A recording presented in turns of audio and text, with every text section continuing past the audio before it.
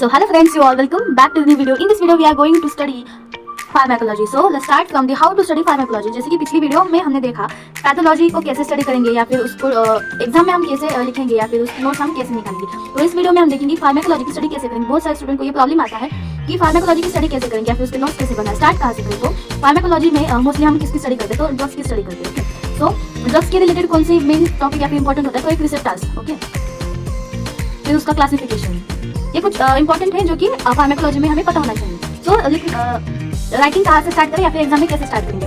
तो pharmacology means what, study of drug. Pharmac, this word is derived from the Greek word pharmakon and logy means logos, which means study of drugs, that known as pharmacology. Okay, जब भी हम drugs की study करेंगे उसमें हमें specific receptors पता होने चाहिए. तो फर्स्टली तो हमें क्या पता होना चाहिए, रिसेप्टर्स. तो स्पेसिफिक ड्रग्स के लिए जो भी रिसेप्टर्स होंगे वो हमें पता होना चाहिए, वो हम स्टार्टिंग में लिखेंगे. उसके बाद आता है क्लासिफिकेशन. क्लासिफिकेशन में क्या लिखेंगे हम कि उसके टाइप्स, कोई भी सपोज एक टाइप है फिर उसका सब टाइप्स, जो भी एक टाइप्स होगी या फिर उसकी कैटेगरीज होगी वो हम लिखेंगे. उसके बाद आएंगे mechanism of action. Mechanism of action means what, जो भी ड्रग होगी, जो भी मेडिसिन होगी वो बॉडी के अंदर कैसी एक्ट करी है. मतलब अगर कोई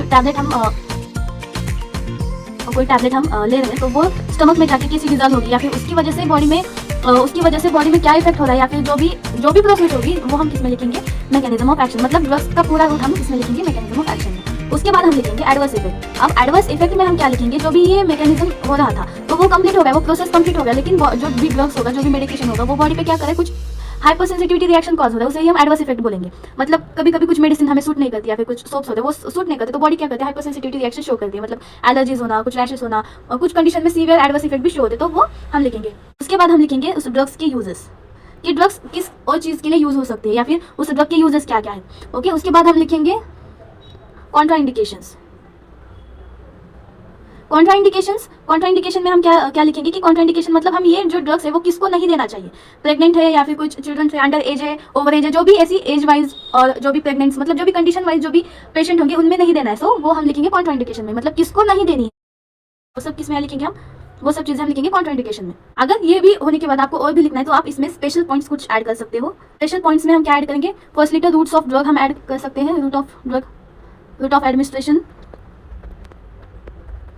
एडमिनिस्ट्रेशन हम लिख सकते हैं. और इसमें और हम क्या लिख सकते हैं, और आपको ऐड करना होगा जो रिमेनिंग टॉपिक्स होंगे या फिर रिमेनिंग जो भी पॉइंट होंगे वो आप इसमें फिर ऐड कर सकते हो. लेकिन जो मेन कंटेंट होगा, जो भी मेन चीज़ें हैं जो आपको लिखनी है वो होंगी फार्मेकोलॉजी की. फर्स्ट तो आपको इसकी डेफिनेशन, फर्स्ट तो इंट्रोडक्शन लिखेंगे हम. ओके, एग्जाम की अगर बात करें, जो भी हम एग्जाम शीट पे लिखेंगे तो इंट्रोडक्शन लिखेंगे. उसके बाद अगर कुछ स्पेसिफिक ड्रग है तो उसकी डेफिनेशन अगर डेफिनेशन होगी तो वो लिखेंगे या फिर इंट्रोडक्शन में ही वो कवर करेंगे. उसके बाद हम स्टार्ट करेंगे रिसेप्टर्स से.